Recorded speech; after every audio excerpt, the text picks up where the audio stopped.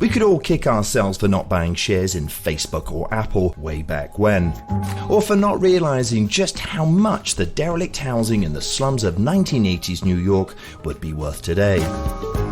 But without a DeLorean and a flux capacitor, these and countless get-rich-quick moments are forever resigned to history. But what if I told you there is a company that has found a way to maximize its profits by time traveling into the future? Or to be more accurate, into futures. Hi Heidi and hi Brent. Hello. Hello. Okay Heidi, I have just arrived in this moment from the future. So I know that you're about to tell the audience who this time traveling company is.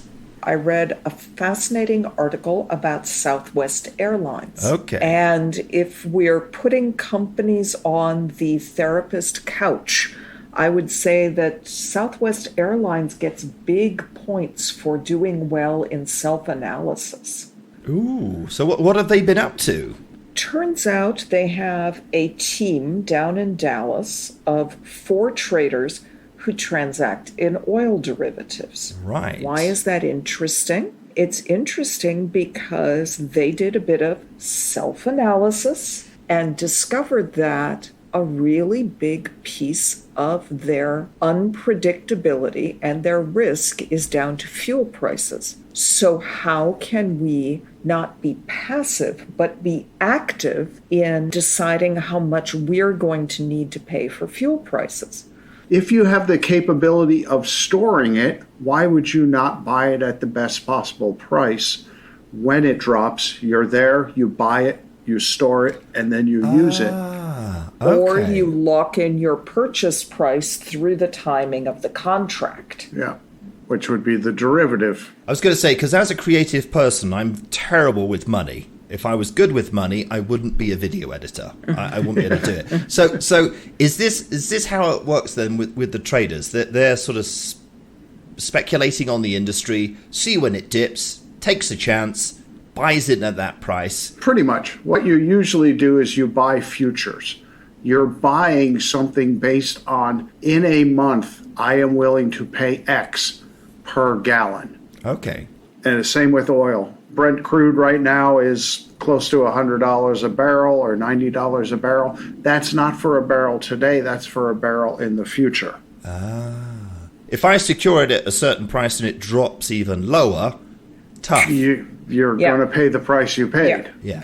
And Southwest has not always been successful with this strategy. Over the mid-range, they've been highly successful. Right now, they are paying about 30% less per gallon of jet fuel. Wow. Which, over an airline is colossal. That's a amounts significant amount of money. Yeah.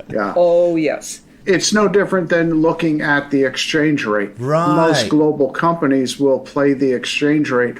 I'm going to hold my euro until it's valuable enough to exchange it into dollars. Otherwise, I'll just leave it there. Right. Right now, you don't want to change your euro into dollars. You want to change your dollars into euro because it's close to parity at this point. So how is this applicable to your clients? How would you apply this philosophy to smaller, modest businesses? Well, let's go back to the therapist couch analysis kind of idea, and let's ask you about your business. Which aspects of your business are most high risk to cause you problems?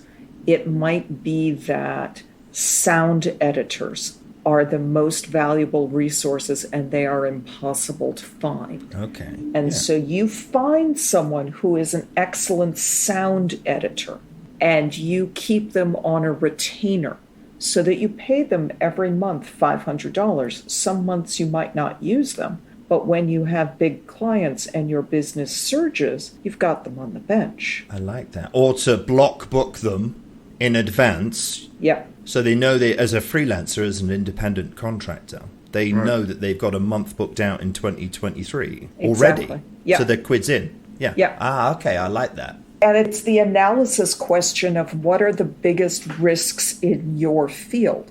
I worked with an advertising agency here in New York, and their biggest risk problem was copywriters. They could not keep junior copywriters. Okay. And I said to them, okay, let's create an apprenticeship program. Not interns, apprentices, shorter period of time, much more rudimentary than a European program, but nonetheless. Yeah. And it created a pipeline of constant talent across that copywriting field so that they weren't wasting the money trying to hire new ones when their business surged. They knew that that was their Achilles heel. See, and what you're explaining really is part of that whole thinking ahead process. That's something that traditionally people in my business have been quite bad at, simply because it's always at the 11th hour that client says, we're good to go, we're green lit. Yeah. But, you know, if you've been doing it long enough, we know where the cycles of work happen. And that idea of making a preemptive strike on securing the talent you need isn't a big stretch, is it? Well, think about the small gig economy and the Uber driver in your town. Yeah. The Uber driver is going to try to get the best price for fuel because their rate is based on what fuel was a month ago. There's no fuel surcharge yet. Right. They could put one on. So they're not going to want to pay $5 a gallon if they can find it for $4.50 a gallon. Yeah. So they have to be very strategic about their business, and their business is fuel and time. That's the two constants that they have. Thinking about the sort of businesses that you work for, and also let's think of a non-profit. How could this sort of scenario benefit one of your non-profits? I like to teach through stories. People learn through stories. And I might give this story to the nonprofit to look at and ask them, so Southwest Airlines defined as their biggest uncontrollable risk, fuel costs. What are yours? Right. Go back to the basic question. Yeah. And that might be their cash flow on donations, which you see this if you watch PBS asking for donations from people. They want ongoing sponsorship and not one-time donations. So if you're a nonprofit and you're concerned about that cash flow question, then what do you have to motivate people to be ongoing donors? What is the model that you choose to connect with people on that ongoing donation basis? And that might be communications, that might be outreach, that might be programming around what you do. Could be real estate. Ooh. As rents and everything else is going up, nonprofits hardly ever own their own physical location. Right. So what is that going to do if their rent or their lease keeps going up? And how are they going to control that? One is you sign a longer lease, hoping to get a better value. And something that Brent brings up there, which I was going to touch on with the example talking about the creative agencies. Think about your contract models, which seems like the most boring pin-headed thing ever. When it comes to subcontracting, we're a big fan of keeping good talent on retainer, right, to give them a level of consistency and to reduce that onboarding, offloading, all of the insanity that goes with that. It's the same thing with get a longer-term contract for your building. Your contract models, if you purchase them or buy into them at the right place, can offer you stability. Yeah, one of the things we do at Org-ology is every software, and we use a lot of different software, we do annual subscriptions. We don't pay monthly. Yeah. Because you get a discount if you pay for a year of Google or a year of all of our softwares. So it's looking at where can you squeeze a little more value out of something sometimes. Yeah.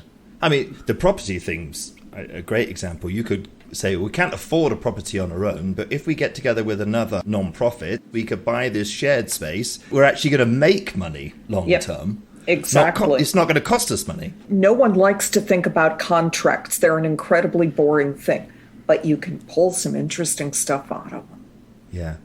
So if you're listening, go and have a look at your spreadsheet, because your spreadsheet's going to tell you exactly what you now need to go and secure, buy ahead. Yeah. If it adds value and consistency, do it. I like that. Yes, I'm leaving this podcast Invigorated and informed. Thank you. What informative, invigorating story do we have next week, Heidi? Where from here? Well, as always, I'm intrigued and I can't wait. Thank you, Brent and Heidi, so much. Talk to you next week. Talk next week. See you next week.